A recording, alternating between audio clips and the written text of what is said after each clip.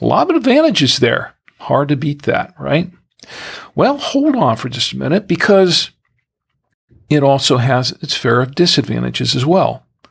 Because you're thinking, with all these advantages to this radio, why wouldn't everybody switch to 900 megahertz digital radios? Wait till you hear the disadvantages. There are a few. And the ones that we have on the list here are pretty substantially limiting in some ways. First of all, these are low-power devices. Once again, 1 watt. That's the max from the FCC.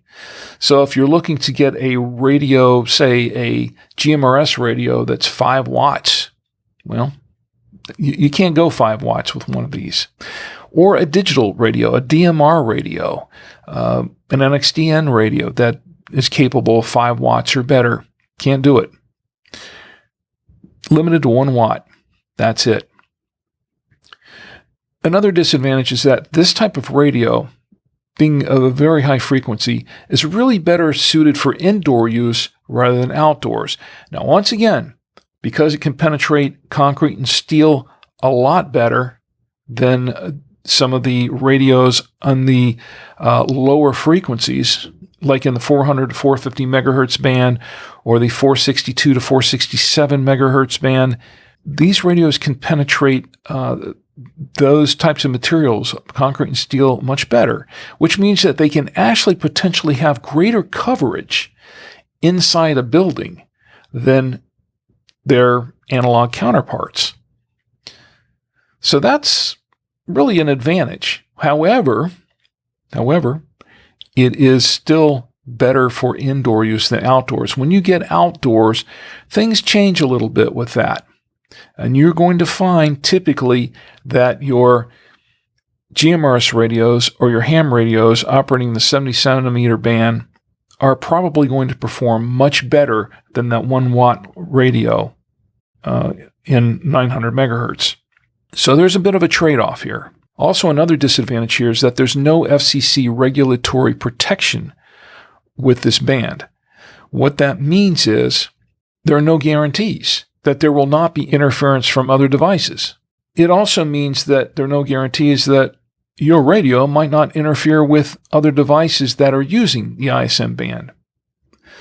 So essentially, it's a little bit of a wild card there. Now, granted, with all the frequency hopping going on, you may not really have any issues for the most part with interference. And when I say issues with interference, I mean you're generally not going to have too many issues with interference from other people talking on those channels.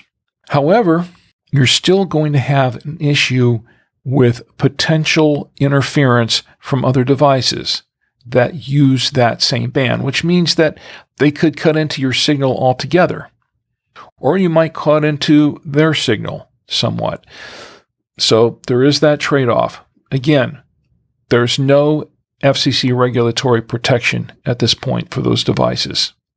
Also, you're limited to specific frequencies on the 900 megahertz band.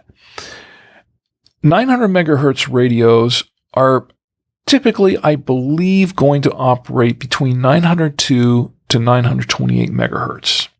What this means is that you have a very, very limited range of frequencies that you can use. Also, you can't pick and choose these frequencies. You can't program frequencies into this radio, this type of radio. You're limited to whatever frequency range or whatever specific frequencies are pre-programmed into these radios by the manufacturer.